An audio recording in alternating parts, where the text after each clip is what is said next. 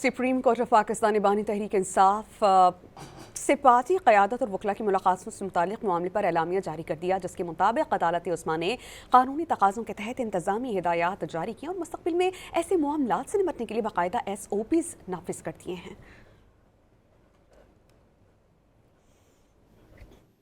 supreme court of Pakistan ने बानी तहरीक इंसाफ